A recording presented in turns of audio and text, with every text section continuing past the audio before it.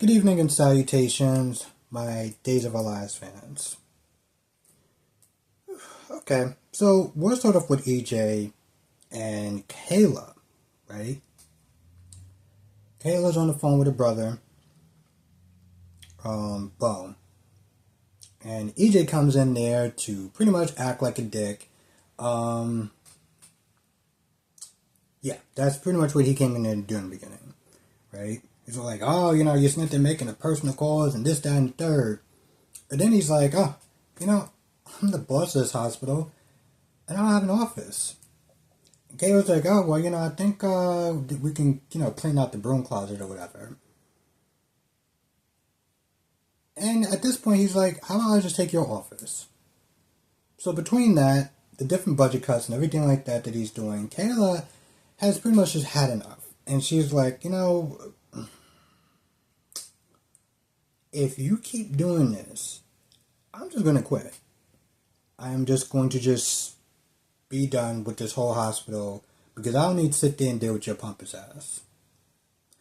As I'm watching it, I'm just like, I know that he's not going to just let her quit right now, but what I think he should do, he should be sitting there looking for her replacement. Because when she was sitting there talking about, like, autonomy and everything like that, like, you constantly micromanaging me and this, that, and the third, he just, like, I feel like AJ is the type of person that does not want to deal with that level of pushback and defiance. Hell, I remember how he was with his own son at one point. Earlier when Johnny came in. And Johnny was running off the mouth or whatever. And AJ was like, no. We're not doing this. And he had that certain tone where it's like Johnny knew his father was not playing that. And I feel like Kayla's going to get to a point where she's going to sit there and be like, well, I'm not doing this, and I'm not doing it, and I'm not cutting this budget, and you can practically sit there and, shove up your, whatever. So I'm just like, EJ, you might want to sit there and start thinking about a replacement. But he does sit there and say, listen, I do have a meeting, I need to sit there and use this office for a little bit. He doesn't say it like that, but he pretty much lets them know, like, I'm going to be using this office for a meeting. Now, Stephanie, is the person that he's meeting, and, she's having some concerns about staying anonymous, right? You have Alex and they're talking about these press junkets and these interviews and stuff like that, but, like, don't worry, because the interview's going to be over the phone, and, she just wants to make sure that her stuff, that people don't find out who she is. I'm pretty sure, as neurotic as she has not been the only book person or book writer in history that has wanted to stay anonymous. So I get it on some level, even for somebody as annoying as her. So Stephanie goes down to the hospital and has the meeting with EJ. She has terms. He's totally fine with it. So they shake on it. And as they shake on it, Kayla walks in and she's pretty much like, what the My whole thing is like, Kayla, you knew your daughter was going to be interviewing for that hospital. Yeah, you did sit there and tell her, oh, well, I think you should run. He's going to compromise you, this, that, and the third. But, like, you're acting surprised like you didn't see this coming. Meanwhile, Sarah is not happy that she has not been able to see Victoria. And she's all like, oh, well, this is unfair. And I'm like, it wasn't that long ago that you were sitting there doing that to Xander. When it's with you, you find it unfair. Now, on some level, I do understand because, let's be honest, Xander did sit there and beat Philip into an inch of his life. So on some level, I get that. But at the same time, well, now you know how he felt. Now you know how he felt. So she's upset and she's venting and stuff like that. And at some point, she's like, like she's kind of kicking herself, like, listen, I'm the one that had a baby with him. And while she doesn't regret Victoria, she regrets having a baby with him. This is why when I sit there and I look at Sam when they're in the hospital, I'm like, the way when she was acting like a goddamn Karen, it's like, well, you're in for the danger and this, that, and the third, and like, and you chose to have a baby with him. So shut your fucking trap. At least she actually admitted it. So I will give her points for that. Um,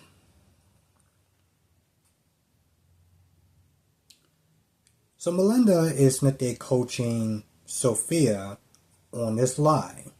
And the thing is, she has this story that she's going to sit there and tell Tate. Okay, first of all, I want to sit there and just reiterate myself. The Days of Our Lives fans deserve better than this. They deserve better than this stupid ass teen story. They deserve better than the actress that is playing Sophia. They deserve. Melinda deserves a better scene partner than the chick that's playing Sophia. Anyway, Sophia's nervous about telling this story and making it believable. And I'm like, you have to convince a couple of people, but two people that we're going to see on screen. Tate, which, I mean, he's a little bit, he's not as smart as Amy, and he's not as, I'm like, but you're going to have to sit there and convince Amy that you went into labor and you drove back fast as hell to get there, because here's the thing. Tate been sitting there trying to contact her, and Brady is sitting there calming him down. And finally Sophia gets back, and Sophia's like, yeah, listen, I had the baby or whatever, and I'm coming back to Salem. Next thing you know, there's a knock on the door, and it's Sophia. And Tate's like, I thought it was going to take you a little bit longer, for you to get here from Chicago. So already, it's like starting to become unbelievable.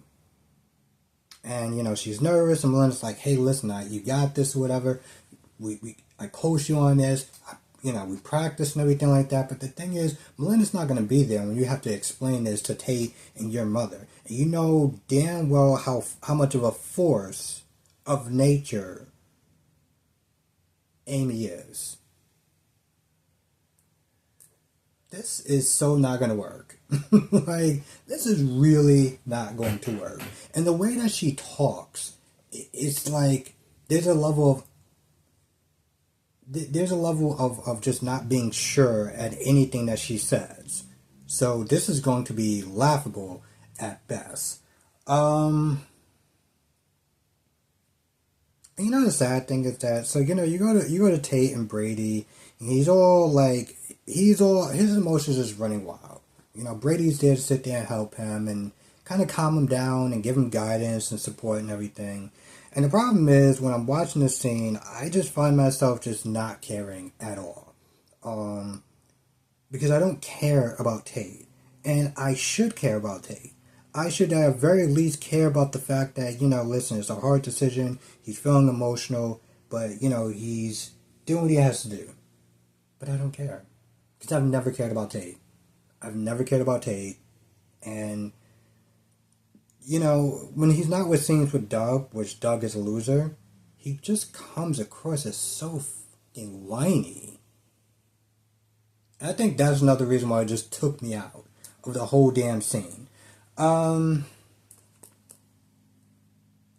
else?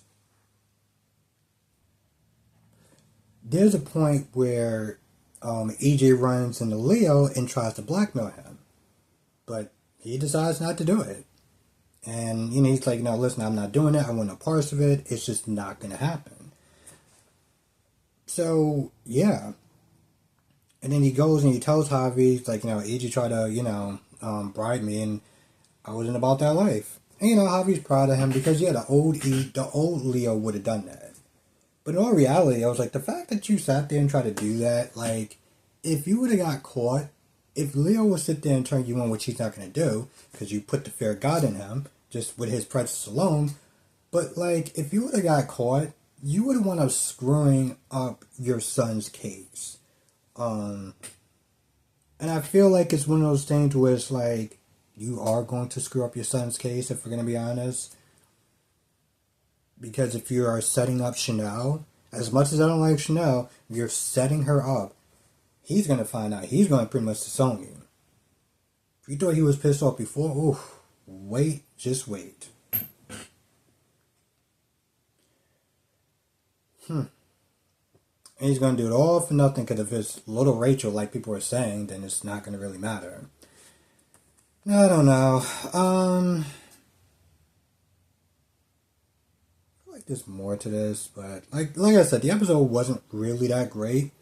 So I wouldn't even recommend watching this unless you are going to be doing laundry. Only saving grace about this episode is I think it's like, 36 minutes? Which is a godsend, because, sometimes these episodes be like 40-something minutes, 49 minutes. I'm just like, why? But I've been very happy with the 30-something minute, time frame. I feel like that's about it. There might have been some more stuff here or there, but long story short, like I said, it was... Also, happy birthday shout out to Shakira. Hope you had a great, lovely day. With that being said, I'm going to go. I'm going to be doing a live stream tonight. Not exactly sure what time. I will sit things there around 8 something, give or take. And yeah, see you in the next video.